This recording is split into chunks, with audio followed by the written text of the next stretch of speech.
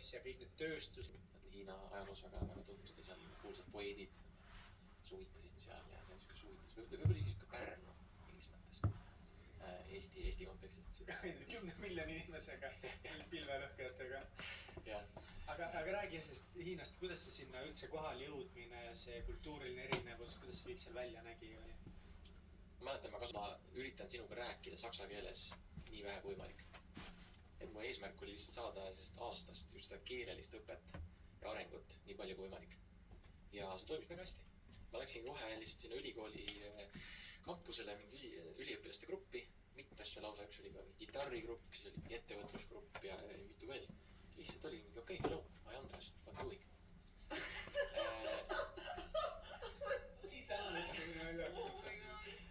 Aga see oli, need olid siis kõik Hiina keelest grupid, või? Kõik olid Hiina keelest. Ja sa rääkisid Hiina keelt nagu juba siis mingist... No ma olin õppinud, mõtlen 2 aastat olin õppinud Hiina keelt nullist. Hiina keelt nagu ülilühidalt nagu, kui raske see Hiina keelt siis nagu õppida? See oli päris raske. Räägi midagi Hiina keeles, no sa tead siin ma küsinud. 好的，那你好，我们今天说中文吧。好，你会不会说中文？Tuli 5 äkki. Reaalselt sõin täna seal. Jah, kes tahab, nagu, ma ei tea, ma olen ka kuulnud nii-öelda... Karmen lihtsalt on nagu mingi selle ka mingi umbes ambassador, vaata. No just, ma olen ka kuulnud inimesi, kes ütlevad, nagu üldse ei maitse. See on väga fine on ja mina tulin Hiinast tagasi, olles kogenud seda nende kohalikku toitu, mida on ka muidugi hästi erinevad. See on regioonid hästi erinev. Nagu ühte osa sellest Hiina köögist. Ja ma läksin sinna Hans restorani ja nagu ma olin meeletult üllatunud, kui autentne see söök seal on. Et väga hea. Aga Hiina oli hästi kiire, seal on hästi suur high mass, ehk siis inimesed, meil on 9-5, neil on, ma ei tea, 7-9. Reaalselt, et nagu see on. Aga siis oli õnneks see, et see agent ütles, et see ema tegelikult ei tahtnud sellele poisile enam saksa keele tunde. Et nad, ma ei tea, kas minu pärast või mingi muu põhjus, seda ma ei tea. Aga siis ma nagu vahetsin, siis ma läksin uude perre. Rääksin ja kogu vale hakkas otsast peale. Kogu vale hakkas peale. No, et ma olen, eks ole, mitte ainult ennast petnud, vaid ka teisi tuleb välja elus. Aga miks ta oli tore, oli see, et ma nägin Hiina peresid nende kodus põhimõtteliselt. Mis jällegi kontekstis välja võetuna kõlab väga kriipilt, aga ma läksingi sinna, näiteks see teine pere, väike poiss, ma ei tea, ta võis olla 4-aastane, ma arvan tõesti, võib-olla 5. Ja saad aru, talle õpetatakse saksa keelt. No see on täpselt see, see on jälle see, et me ei taha stereotüüpe kuidagi nagu suurendada, aga nagu see on... See kõrgem keskklass, et nendel tuli lühikese ajaga, sest Hiina oli ju väga vaene alles 40 aastat tagasi või põhimõtteliselt või vähemgi. Ja sinna on nüüd tulnud nii suur kogus miljonäre, et seal on kõige rohkem nagu miljonäre ja seal ongi see kogu rahvuses on see sealt maalt riisipõllult see võitlus sinna linna, võitlus rahani, võitlus tippu ja seal kasiinod on hästi suured, et seal on see tohutu ralli, raha ja edu järgi on nagu metsik ja see drive'ib nagu kogu seda kultuuri täna vist väga palju. On. Süüke asi, mida mina näiteks tegin, tulin kontori töölt ära, et klouniks hakata ja tule kõne allegi. See tule kõne allegi. Sul on see, et sul lisast ütleb, et no go. Sa lihtsalt õpid seda majandust, sa õpid seda raamatupidamist. Sa, ma ei tea, õpid seda IT-d. Nagu... Eestisse, nagu, kontrast on nagu... See on väga õige küsimus. See ei olnud lihtne. On tegelikult siuke asi olemas nagu reverse cultural shock, kus see siis, selle kohta on näljakaid videod ka tehtud just selles mõttes, et kus on näiteks ameeriklased, kes on olnud Hiinas pikalt ja nad tulevad Ameerikasse tagasi ja siis nad, kuna Hiinas on hinna tingimine on asi, mida väga palju tehakse. Mingeid asi, oled nagu tänaval, näiteks müüakse mingeid ajalehti või mingeid, ma ei tea, pirukaid asju, ja siis ta on mingi 5 eurot, see on mingi, teeme 3, vaata mingi, ei, ma ei saa, 4.50, teeme 3.50, sükst asja suht palju. Aga USA-s, meil Eestis ka ei ole sükst asja, hind on hind. Ja siis videos oligi see, kus ta tuli tagasi New Yorki, siis ameeriklane on. Ja siis taksot sõidab, takso, kus on nagu set price. Lõpuks mingi $15 on ju. Siis ta näeb, et see 15 on mingi, make friend price.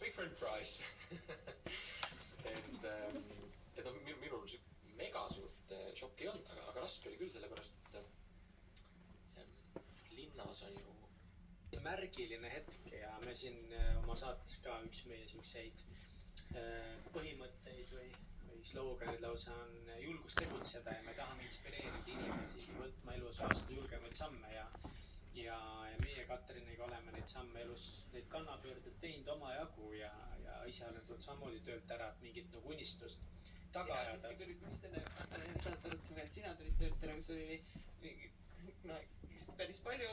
Ja minul oli, ja selles mõttes, ma otsusin nüüd ka, et kui mina nagu tegin julge sammu, sest mul oli terve aasta ja kui mingi 26 000 eurot oli kõrvale pandud, siis Andreas tuli töölt ära, kui tal oli 2000 eurot kõrvale pandud. Mina tulin töölt ära, mul midagi. Jah, et nagu palju keerulisem, aga et see on nagu võimas hetk ja võib-olla räägi nagu natukese veel pikemalt nagu sellest hetkest ja nendest hirmudest, mis sul oli, sest väga paljud tunnevad neid hirme ja ühtepidi ma tahakski kuulda hästi nagu ausalt, et kas, kuidas see hirm oli sinu jaoks ja teistpidi sa võidki nagu julgustada, et pole hullu midagi, et nagu tasub teha neid julgeid samme oma elus ju tegelikult. Lapsed, uskuge endasse, kõik on hästi. Sellest viisite uuesti või? No praegu veel, et teil on niimoodi. Lapse, okei. Võta kokku. See hetk oli, ma jälle mõned pisarad, nutt on ikkagi elu osa. Mina nutsin, kui ma teatasin enda ülemusele, et ma tulen töölt ära. Me mõlemad nutsime. See oli väga emotsionaalne hetk, sest see tuli ootamatult. Ma töö juures ka, ma mitte ei petnud iseennast, jälle tuleb selle juurde tagasi, ma petsin ka teisi. Selle mitte kuidagi halvas mõttes, vaid lihtsalt ma mõtlen selle all seda, et ma kordagi ei näidanud kuidagi välja, et ma olen vangis. Ma tahan välja rebida ennast siit. See ei ole rahul. Jah, täpselt. Et nüüd jälle, ma arvan, et hakkas isegi hirmus, jah. Nüüd on see, et nii palju positiivseid asju ja tööd ja kõik pakkumisi, kõik peale tundnud, ma natukene isegi siuke hägune see, mis see tol hetkel oli. Aga seda mäletan jah, et see oli kübeki hirm oli minus küll kindlasti tollel hetkel.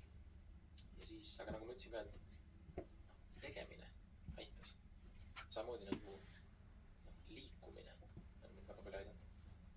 Reaalselt on nagu palju on päevi, praegugi on nagu päevi, kus ma lihtsalt istun, ma teen nalja, ma olen ilusal kloun, aga päriselt ma tunnengi kodus, et nagu kes ma olen, nagu ma ei ole mitte keegi. Ja ma võrdlen, kui palju ma võrdlen, see on päriselt, et ma peale pigem kodune vaata, siis ma olengi praegu kodus, ma istun ja siis hakkab see okei, et ära mõelda, okei, sa oled halb, sa ei oska. Ja nüüd sul pole veel tööd ka ja millega üldse defineerid? Pole tööd ka, tahtsid hommikul jooksu minna, ei läinud, okei, sa oled loser, nice, okei, fail. Keegi kommenteeris, sa oled paska, okei.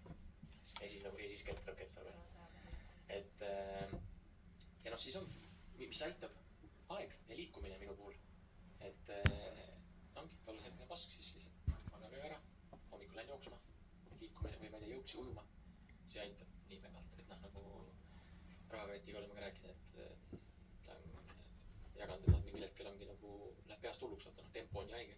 Siis ütlebki, et see läheb kõnnib kuskil või läheb jookseb, et see aitab hoida teda normaalse inimesena. Minu jaoks ka mingitel kõige raskematel hetkedel pärast, kui ma töölt ära tulin, siis jooksmas käimine, nagu mingitel õhtudel, kui ärevus on laes, siis läksin just jooksma ööselgi, ma läksin kell 12, kell 1 talvel jooksma lihtsalt välja. Siis unerütm oli nii vene, nagu öösel üleval päeval magasid, et väga vahet ei olnud. Aga jah. On lihtsad, aga täiega saan, ma arvan, et väga paljud samastavad sellega, et vaatadki, et teised näitavad kõvad vennad. See on ränk ja sotsiaalmeedia toob nad nii lähedale meile. Ja endlessly nagu. Endlessly, väga hästi, täpselt, endlessly, kui edukad, osavad ja head nad on ja kõik need nimed, mis sa tõid, et täpselt samad, kellega nagu mina võrdlen samamoodi, vaatad nüüd see sama rahakrati kuradi netoväärtus 880 000 juba, just täna hommikul lugesin ta blogi uut episoodi. Shout out rahakratte. Et nagu raske on mitte võrrelda ennast teistega, sest me ju kõik nagu teame küll seda, et igal ühel on oma tee nagu ja kuigi nagu ei olegi inspireeritud teistest, et ära ole kade, ära tule halvasti, ole inspireeritud, aga see on nagu vahel raske. Raivo Ahin ütles hästi selle kohta, et kadedus on tegelikult hea. Senikaua, kuni sa ei kasuta seda kuidagi halvasti ära. Et kade olla on väga okei. Ma olengi kade, et näiteks rahakrett on minust rikkam. ma olen kade, et Raivo teeb rohkem trenni kui mina. Et see, kui see motiveerib mind, siis see on tegelikult väga hea kadedus. Väga hea võrdlemine. Aga tihti ongi minu puhul ka on sellist, et see ei ole see hea kadedus.